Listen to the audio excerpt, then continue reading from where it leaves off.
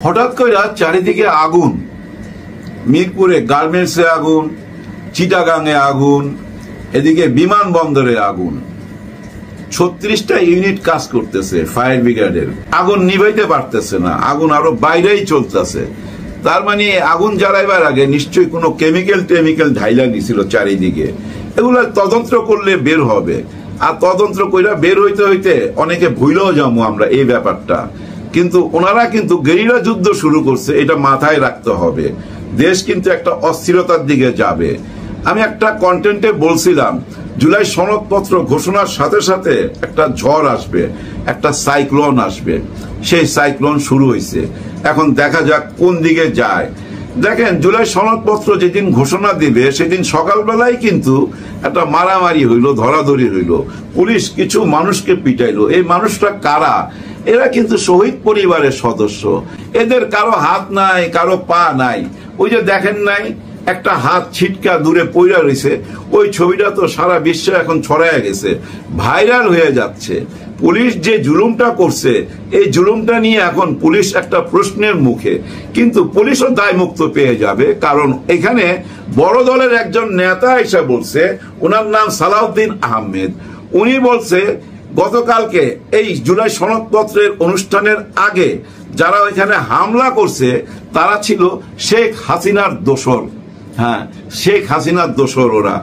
এখন দেখেন, যেদিন জুলাই সনদপত্র সাইন করলো তার পরের দিনই জুলাই পরিবারদেরকে, জুলাইতে যারা পঙ্গু হয়েছে, যাদের হাত রাস্তায় পড়ে রয়েছে, তাদেরকে আমরা বলতেছি এরা আওয়ামী লীগের দোসর, শেখ হাসিনার দোসর। একদিন পরেই এই কথা, আরো তো দিন পড়ে রয়েছে।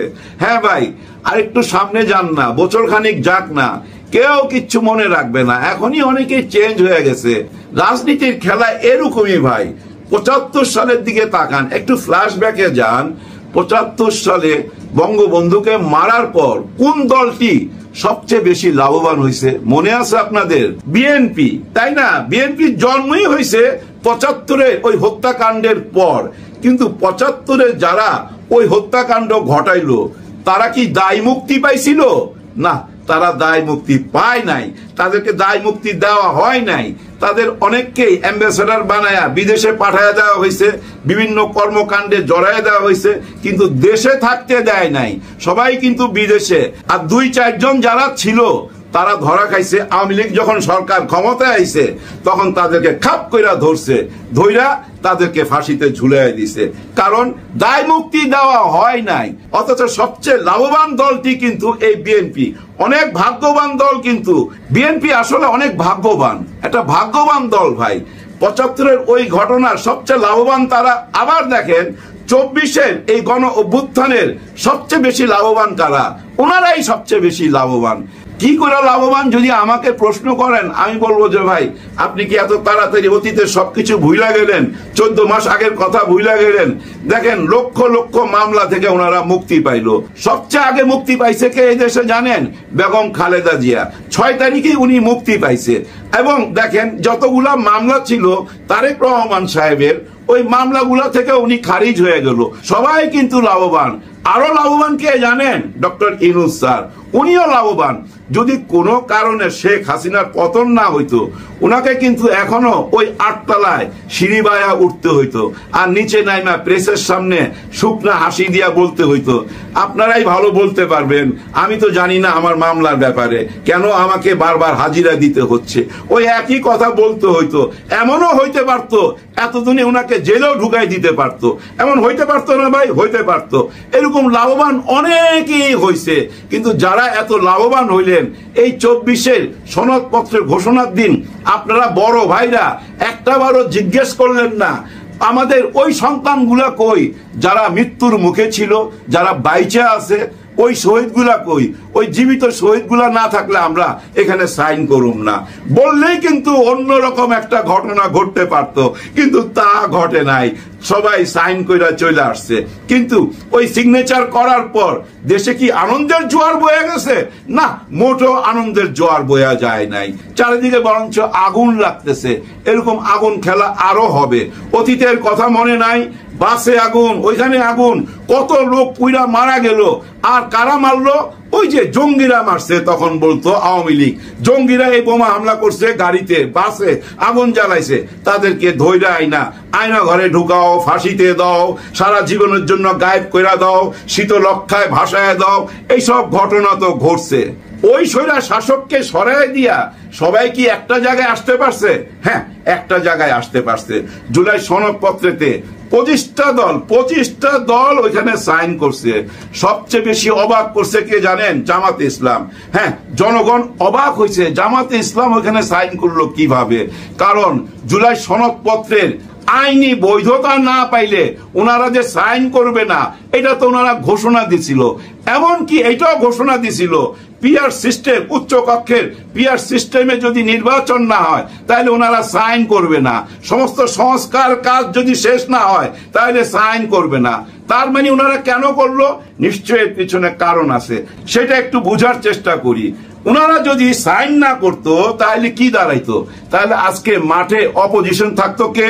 জামাতে ইসলাম এবং তার জোট দল, আর এদিকে এনসিপি, কারণ এনসিপি তো সাইন করে নাই। তার মানে কি এনসিপি এখন জামাতের লেজুর হইয়া জামাতের সঙ্গে নিয়ে একটা আন্দোলন করতে হইতো এই সনদপত্রের বৈধতার জন্য। কিন্তু ওনারা যেহেতু সাইন করে ফেলাইছে, এখন মাঠে রয়ে গেল কে? এনসিপি। তার মানে কি একমাত্র এনসিপি এখন বিরোধী দল, আর সবাই সরকারের সাথে এক প্ল্যাটফর্মে চলে আসছে। সরকার যেটা চাইছে, ডক্টর মোহাম্মদ ইউনূস স্যার যেটা চাইছে, ওইটাই ওনারা কইরা দিছে। এনসিপি কেন করলো না? না করার পিছনে ভাই বহুত বড় একটা কারণ আছে। দেখেন, ওইখানে তো 80 থেকে 81টা দাবি আছে। সব দাবি খুব সুন্দর, অনেক লম্বা, এগুলা সহজে আমরা বুঝুম না। দেখেন না, বিএনপির 31 দফা দাবি গত 1.5 বছর 2 বছর যাবত বলতেছে। কয়টা দাবির কথা আপনি জানেন? ঠিক তেমনি এই 81টা দাবি বা 80টা দাবি, কয়টা দাবির কথা আপনি মনে রাখবেন? দাবি তো একটাই, দায় মুক্ত দিতে হবে জুলাই গণ অভ্যুত্থানের সাথে যারা জড়িত ছিল। দেখেন, ওই 81টা 80টার মধ্যে 5 নম্বর দাবির মধ্যে কি লেখা আছে? ওইখানে লেখা আছে জুলাই গণ অভ্যুত্থানের সাথে যারা জড়িত ছিল শহীদ পরিবারের সঙ্গে সরকার থাকবে, শহীদ পরিবারদেরকে ওনাদের ক্ষতিপূরণ দিবে, ওনাদের চিকিৎসার ব্যবস্থা করা হবে। এটা কখন লেখা হইলো, কখন এই দাবি পূরণ হইলো? যখন ওইখানে ওই যে হাতে বাড়ি দিয়া পুলিশ হাত খুইলা ফালাইলো, ওই দৃশ্য দেখার পরই কিন্তু এখানে এই দাবিটা পূরণ হইলো। এই দাবিটা আগে কেন পূরণ হইলো না? এতদিন আপনারা বসলেন, গত 1 বছর বসলেন, 1 বছর কেন ওই দাবিটা পূরণ করতে পারলেন না? ওকে, না করেন, অসুবিধা নাই। ওনারা সকালবেলা দাবি তোলাতে আপনারা পূরণ করে দিচ্ছেন, ধন্যবাদ জানাই। কিন্তু ওই 5 দফার মধ্যে একটা জায়গায় লেখা আছে জুলাই আগস্টে যে হত্যাকাণ্ডগুলা হয়েছে প্রতিটা হত্যাকাণ্ডের বিচার হবে। আবার বলি, আবার বলতেছি, জুলাই আগস্টে যে হত্যাকাণ্ডগুলা হয়েছে এই প্রতিটা হত্যাকাণ্ডের বিচার হবে। এই যে প্রতিটি হত্যাকাণ্ডের কথা লেখা আছে, এই প্রতিটি হত্যাকাণ্ডের মধ্যে তো পুলিশ হত্যাকাণ্ড চলে আসে না ভাই? দেখেন ভাই ব্রাদার, আগামীতে ক্ষমতা আসবে, আমরা ধরে নিলাম বিএনপি, না হলে জামাত, আচ্ছা যেই আসুক আমাদের কোনো প্রবলেম নাই, মানুষ যাকে ভোট দিবে সেই আসবে। তারা আইসা যদি 5 নম্বর দাবি থেকে ওই লাইনটা তুলে নিয়ে আসে জুলাই আগস্টে যেসব হত্যাকাণ্ড হয়েছে ওই প্রতিটি হত্যাকাণ্ডের বিচার হবে, ওই লাইনটা ধইরা যদি এখন যারা এই পুলিশ হত্যাকাণ্ড চালাইছে তাদের তো কোনো ভিডিও ফুটেজ নাই, প্রমাণও নাই, 2-1টা থাকলো ভাই, সব জায়গায় নাই। এখন আপনি যদি গড় পড়তা এই জুলাই গণ অভ্যুত্থানের সাথে যারা জড়িত ছিল এই মামলার মধ্যে ঢুকায় দেন, তাদের ফাঁসি হবে না? অবশ্যই তাদের ফাঁসি হবে। আর এইটা চিন্তা কইরাই কিন্তু আমাদের সন্তান সমতুল্য জুলাই গণ অভ্যুত্থানের সাথে যারা জড়িত ছিল তারা বারবার দাবি করতেছে ভবিষ্যতে না, আগে আমাদেরকে আইনি বৈধতা দিতে হবে। জুলাই অভ্যুত্থানের আইনি বৈধতা দিয়া তারপরে নির্বাচন করতে হবে, এর আগে নির্বাচন হইতে পারবে না। আর এই দাবির সাথে কিন্তু আমাদের জামাতে ইসলামও ছিল, কিন্তু জামাতে ইসলাম ওইখানে সাইন করাতে এখন দেখেন এনসিপি একা হয়ে গেল মাঠে। এখন আপনারা বিচার করে দেখেন, খুব স্বার্থপর মনে হইতেছে না এই 25টা দলকে বা জামাতে ইসলামকে? ওনারা কি এতই স্বার্থপর যে ইনাদের কথা ভুইলা গেল, এই জুলাই গণ অভ্যুত্থানের সাথে যারা জড়িত ছিল তাদের কথা ভুইলা ওইখানে সাইন করে দিল? না ভাই, এটা ছিল একটা দাবার চাল। আপনারা বোঝার চেষ্টা করেন, কোনো মতেই ওনাদের সন্তানদেরকে বিপদে ফেলতে পারে না, বরঞ্চ সন্তানদেরকে সামনে তুলে আনার জন্য, আলোচনায় আনার জন্য ওনারা ওই দলে চলে গেছে। এখন এই সন্তানরা একা মাঠে। একটু খেয়াল করলে আপনারা বুঝতে পারবেন, যত টক শো হইতেছে, পত্র পত্রিকা বা ফেসবুকে যান, ইউটিউবে যান, দেখবেন নাহিদ ইসলাম প্রতিবাদ করতেছে। কার প্রতিবাদ? সালাউদ্দিন আহমেদ সাহেবের একটি বক্তব্যের প্রতিবাদ। সালাউদ্দিন আহমেদ সাহেব বলছে, গতকালকে যারা জুলাই অনুষ্ঠান ভঙ্গুর করার চেষ্টা করছিল, আসলে কি ভঙ্গুর করার চেষ্টা করছে? না, ওনাদের দাবি দাওয়া নিয়ে আসছিল। আর ওই দাবি দাওয়া করতে যায় চেয়ার ভাঙছে, বিএনপির ব্যানার ছিঁড়ছে, আমিও দেখছি। ওইটা দেখা সালাউদ্দিন আহমেদ উক্তি করছে, এরা হইল হাসিনার দোসর। এই হাসিনার দোসর কথাটা বলার সঙ্গে সঙ্গে এনসিপি সামনে চলে আসছে প্রতিবাদ করতে। এখন দেখেন মাঠে খেলবে এনসিপির সাথেই সমস্ত বড় দলের এখন খেলতে হবে। মাঠে একা কিন্তু এনসিপি। আর যদি সাইন না করতো জামাত ইসলাম, আমরা বলতাম এনসিপির সাথে জামাত আছে, এই জন্য এনসিপি এত লাফাইতেছে, জামাতের শক্তিতেই এনসিপি চলে, এমন কথা আমরা বলতাম। এখন কি আর এটা বলার সুযোগ আছে? নিশ্চয়ই নাই। এটাই হলো দাবার চাল। এনসিপি কে কিন্তু এই জামাত সাপোর্ট দিবে, ভিতরে ভিতরে এই শিবিরও সাপোর্ট দিবে। লেখা রাখেন ভাই, এটা আপনারা লেখা রাখেন। এবং এনসিপি এখন মাঠে একা খেলবে, একাই দেখবেন ওনারা মাঠ অস্থির করে রাখবে। এতে কি লাভ হইতাছে? এনসিপি আবার আলোচনায় চলে আসলো, যে এনসিপি কে আমরা কোনো মূল্যই দিচ্ছিলাম না, সে এনসিপি কিন্তু এখন আলোচনার শীর্ষে। খেয়াল করে দেখেন, কারণ সবাই সরকারের সাথে চলে গেছে। ওই সাইন করার পর সবাই সরকারি দল হয়ে গেছে, সবাই ওখানে খুশি, আনন্দেতে মাতোয়ারা। কিন্তু এনসিপি একা। আর একা তাদের কি ক্ষমতা আছে, এইটা এখন তাদেরকে মাঠে দেখাইতে হবে। আর ওই একা যদি ওনাদের পাওয়ারটা ওনারা দেখাইতে পারে, মানে এনসিপি, তাহলে রাজনীতিতে ওরা টিকে যাবে। আর শাপলা প্রতীক, ওইটা নিয়ে আমি চিন্তা করি না। শাপলা প্রতীক দিতে বাধ্য ভাই, দিতে বাধ্য। ওই শাপলা চত্বরেই দেখবেন নতুন একটা শাপলা বানানো হবে, আর ওইখানে দেখবেন খোদাই করে লিখে রাখবে শহীদদের নাম চারিদিকে। এই শাপলা চত্বরে এই দৃশ্য আপনারা দেখতে পাবেন। বেশি দূর না ভাই, বেশি দূর না। এখন যারা আনন্দ করতেছে, যারা মনে করতেছে তারা জিতে গেছে, এখন অনেকেই বলতেছে ডক্টর ইউনূসও এনসিপির সাথে বেইমানি করছে এবং জামাতে ইসলামও বেইমানি করছে। আমি ব্যাপারটা যে এরকম করে দেখি না, তার একটু ব্যাখ্যা দেওয়ার চেষ্টা করলাম। হ্যাঁ, এনসিপি একাই যে একটা ক্ষমতাবান, সেটা প্রমাণ করার সময় এখন। আর যারা মনে করতেছেন যে জুলাই সনদপত্র আমাদের মতো করেই হয়েছে, আমরাই জিতে গেছি, তাদের জন্য একটা ছোট্ট গল্প বইলা ভিডিওটা শেষ করব ভাই। একটা গ্রামে খাম্বা বসাইতা ছিল, কারেন্ট আসবে। ওই গ্রামে কারেন্ট ছিল না। ওই গ্রামবাসীর দাবি দেওয়ার কারণে সরকার ওই গ্রামে খাম্বা বসায় দিছে, মানে বিদ্যুৎ আনবে, খাম্বা বসায় দিছে 100 হাত পর পর। আর এইটা দেখা পুরা গ্রামের লোক ভাই আনন্দে আত্মহারা। আর তারা স্লোগান দিতে দিতে গ্রামের হাটের দিকে যাইতাছে, মানে বাজারের দিকে যাইতাছে। ওইখানে যায়া দেখে যে একদল কুকুর, মানে গ্রামের যত কুকুর ছিল ওইখানে আইসা সবাই হাসাহাসি করতেছে। এতে চেয়ারম্যান সাহেবের এবং গ্রামবাসীর মিজাজ খারাপ হয়। ওই বেটা, আমাদের আনন্দ মিছিল দেখা তোরা হাসস কেন? কুত্তারে জিগাইছে।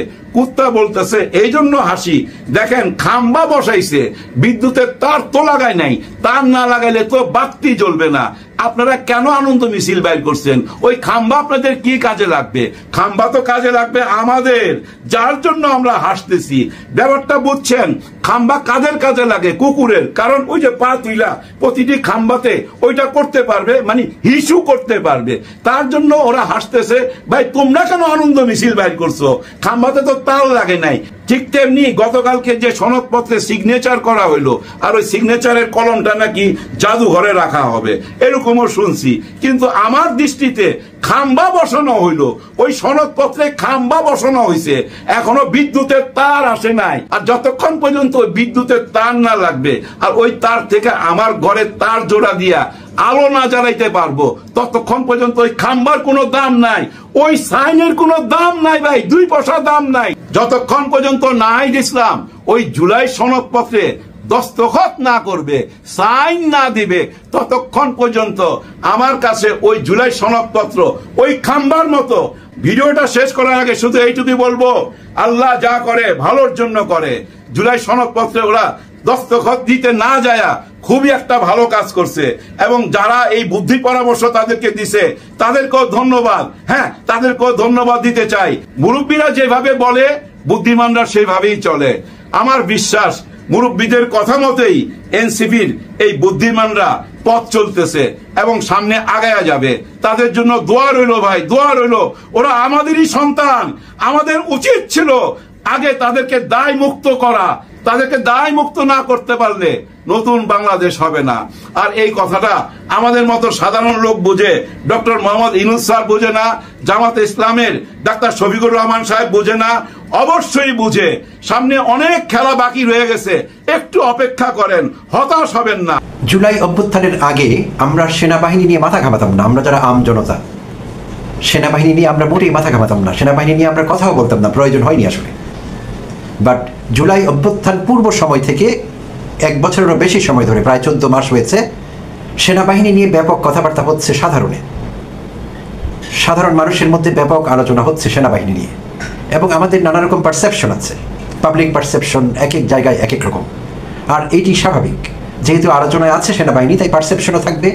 নানা রকম পারসেপশন তৈরি হয়েছে সেনাবাহিনী নিয়ে, এবং সেটি ভিন্ন ভিন্ন, পার্সন টু পার্সন সেটি ভ্যারি করছে, বদলে যাচ্ছে, আর এটি স্বাভাবিক। তো আমরা সেনাবাহিনী নিয়ে কথা বলতে গিয়ে অনেক সময় বুঝতে পারি না কতটুকু কথা বলবো, কোথায় সীমারেখা টানবো, কোনো ফাইন লাইন আছে কিনা যে আমাকে একসময় টানতে হবে, নাকি আমার কথা বলার জায়গাটি অবারিত, যা ইচ্ছে তাই বলতে পারবো। আসলে বিষয়টি এরকম না, একটি ফাইন লাইন তো নিশ্চয়ই আছে কোথাও। বাট অনেক ক্ষেত্রেই দেখা যাচ্ছে সেই ফাইন লাইনটি আমরা টানতে পারছি না। কোথাও অতি কথন হচ্ছে সেনাবাহিনীকে নিয়ে, কোথাও অতিরঞ্জন হচ্ছে, কোথাও অতিশয়োক্তি হচ্ছে, অনেক রকমের ঝামেলা হচ্ছে আসলে, এবং সঠিক পার্সপেক্টিভে আমরা কথা বলছি না অনেক সময়।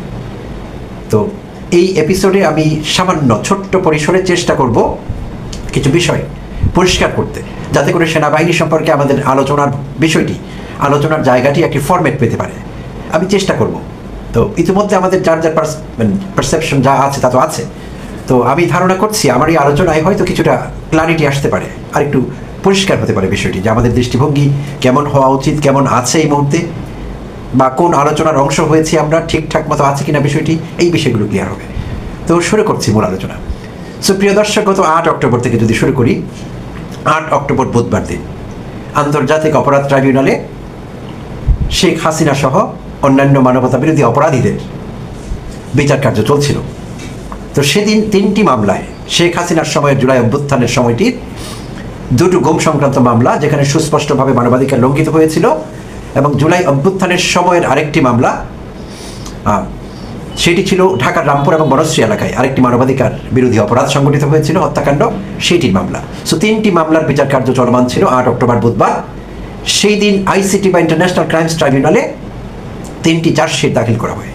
আর সেই চার্জশিটে অনেকের মধ্যে 25 জন সেনা কর্মকর্তার নাম আসে, যে 25 জনের মধ্যে 10 জন অবসরপ্রাপ্ত কিংবা পালিয়ে যাওয়া, আর 15 জনের নাম পাওয়া গেছে, যেই 15 জন কর্মরত ছিলেন, এবং কর্মরত ছিলেন সেনানিবাসে বিভিন্ন জায়গায়। আর 15 জনের মধ্যে একজন আবার অবসর প্রস্তুতিমূলক ছুটিতে ছিলেন, সাকল্যে 15 জন। তো যখনই 8 অক্টোবর এই 15 জনকে জড়িয়ে সাকল্যে 25 জন বা পাওয়া গেছে বা ট্রেস করা যাচ্ছে 15 জন, এদের বিরুদ্ধে চার্জশিট হয়ে গেল বুধবার।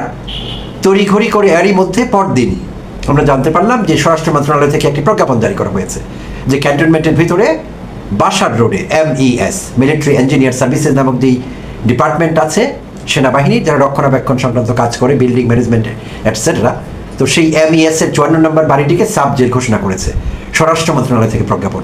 একজন ডেপুটি সেক্রেটারি DS পদমর্যাদার কর্মকর্তা সাইন করেছেন, বাট বলা আছে by order of the president of the people's republic of Bangladesh, গণপ্রজাতন্ত্রী বাংলাদেশের রাষ্ট্রপতির আদেশ ক্রমে একটি সাব জেল ঘোষণা করা হলো সেই 54 নম্বর বাড়িকে। আর সেইটি নিয়েও জনমনে ব্যাপক কৌতূহল, আগ্রহ, উৎসাহ, উদ্দীপনা এবং নেতিবাচক ধারণা তৈরি হয়েছে। এই জন্যে যে সেনাবাহিনী সেই কাজটি করতে পারে কিনা, স্বরাষ্ট্র মন্ত্রণালয় হঠাৎ করে ট্রাইব্যুনালে চার্জশিট দাখিল হওয়ার সঙ্গে সঙ্গে, এবং পরবর্তীতে জানা গিয়েছিল বা বোঝা গেছে বিষয়টি আইসিটিকে বাইপাস করে করা হয়েছে, আন্তর্জাতিক অপরাধ ট্রাইব্যুনালকে বাইপাস করে, তাদের সঙ্গে যোগাযোগ ছাড়াই একতরফাভাবে একটি বাড়িকে সাব জেল ঘোষণা করা হয়েছে। এটি নিয়েও ব্যাপক প্রতিক্রিয়া হয়েছে মানুষের মধ্যে। তো তারা সাব জেল ঘোষণা করলেন, এবং শনিবার দিন আমরা জানতে পারলাম এই বিষয়ে যে এই 15 জন কর্মকর্তাকে ডাকা হবে সেখানে, তারা হেফাজতে আছেন অলরেডি, এইসব আমরা জানলাম। তো সেগুলো একটু পুরনো কথা, সেই কথা বাদ দিয়ে এখন আসি বৃহস্পতিবার দিন। গত বৃহস্পতিবার দিন আইসিটি 1-এ, ট্রাইব্যুনাল 1-এ বিচার কার্য চলছিল। সেখানে শেখ হাসিনা এবং আরও দুজন অপরাধী, মানবতা বিরোধী অপরাধীর বিরুদ্ধে বিচার কার্য চলছিল।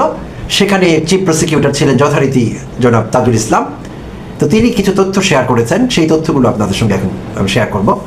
আর সেই তথ্যটি আসলে মোটা দাগে আমরা অনেকেই জানি, আমরা নিশ্চিত করে অনেকেই জানি না, বাট শুনেছি এমন একটি কথা। আমি বিশ্বাস করি আপনারা অনেকে আমার সঙ্গে একমত হবেন যে সেই জুলাই অভ্যুত্থানের সময়টিতে, উত্তাল দিনগুলোতে, একটি পর্যায়ে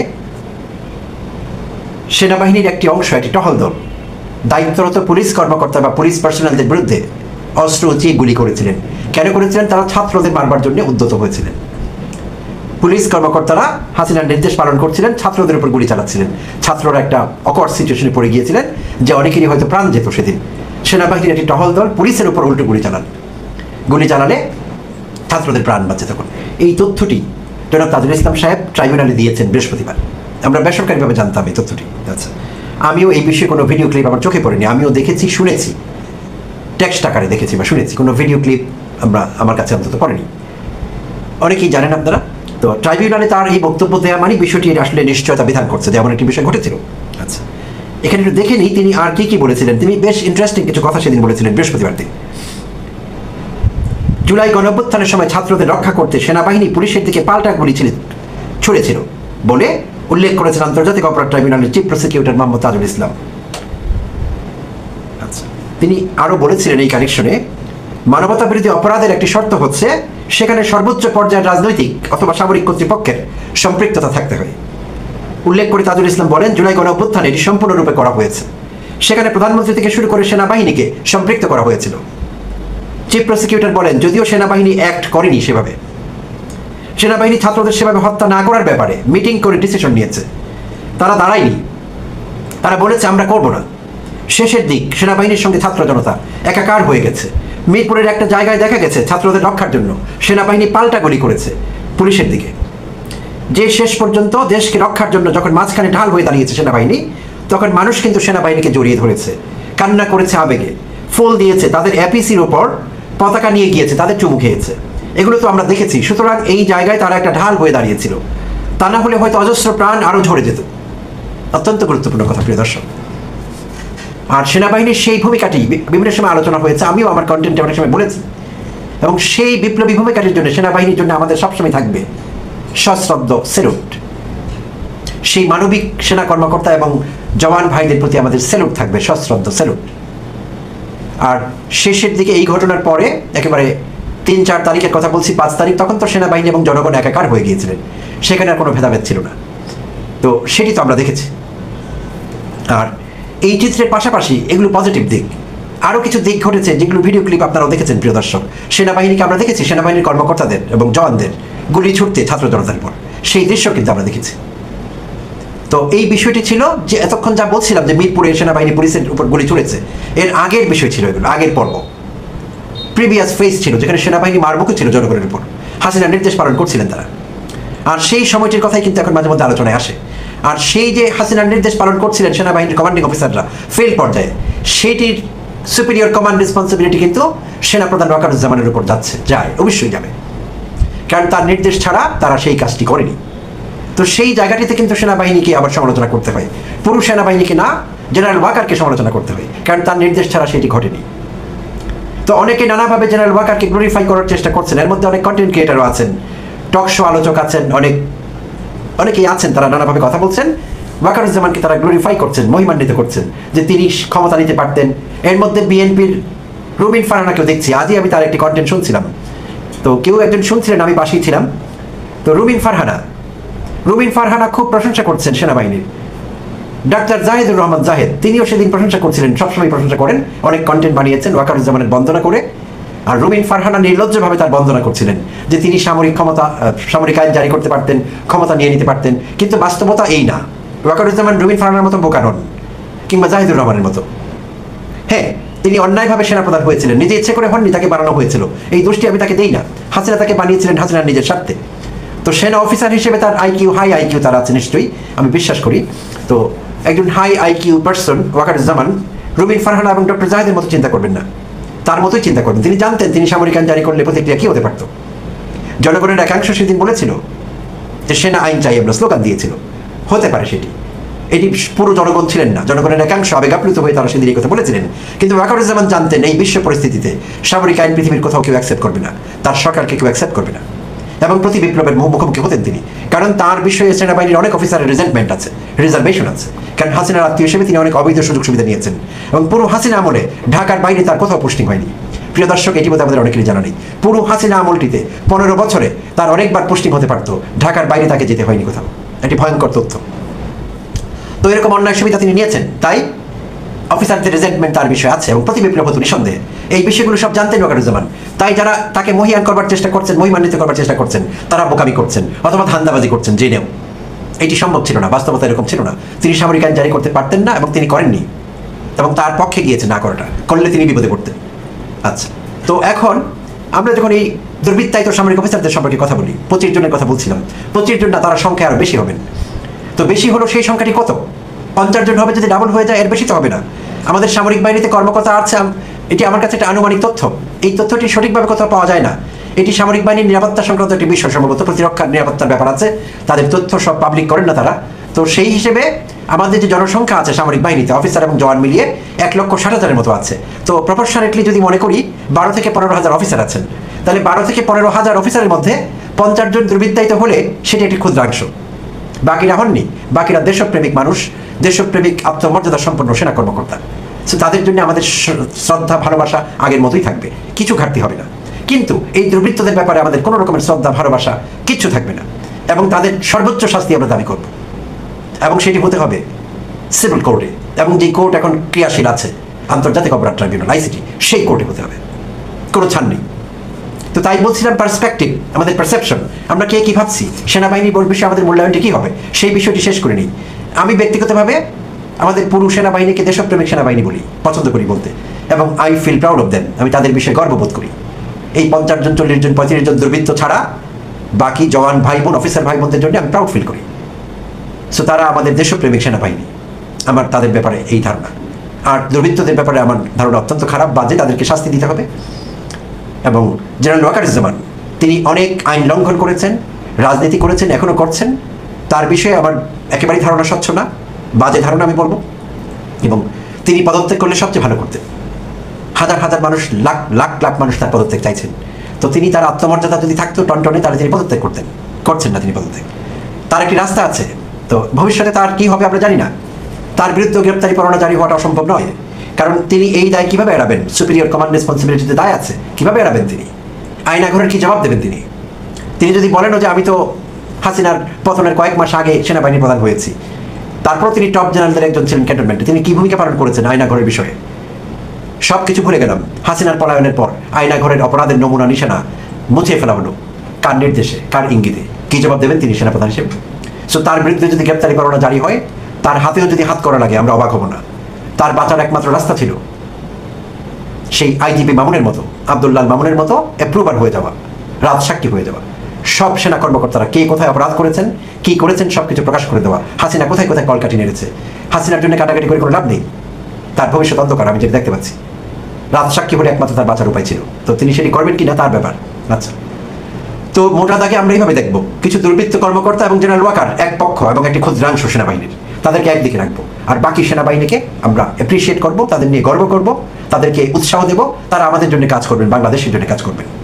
সো আমার ব্যক্তিগতভাবে পার্সপেক্টিভ এবং আমার পারসেপশন সেনাবাহিনী সম্পর্কে এরকম, প্রিয় দর্শক। আর ফাঁকে আরেকটু আলোচনা করা দরকার, সেটি হলো এমন একটি ন্যারেটিভ বানানো হয়েছে যে ওয়াকার সেই 15 সামরিক কর্মকর্তা যারা হেফাজতে আছেন তাদেরকে আইসিটিতে সমর্পণ করবেন না, এবং তাদেরকে সেই সাবজেক্টই রেখে দেবেন, এমন একটি বয়ান তৈরি করার চেষ্টা করছে। কিছু কন্টেন্ট ক্রিয়েটার সেটি করছে, এর মধ্যে নবনীতার নাম নিতে পারি, এবং আরও অনেকেই আছেন, নবমীরা দেখছি আমরা।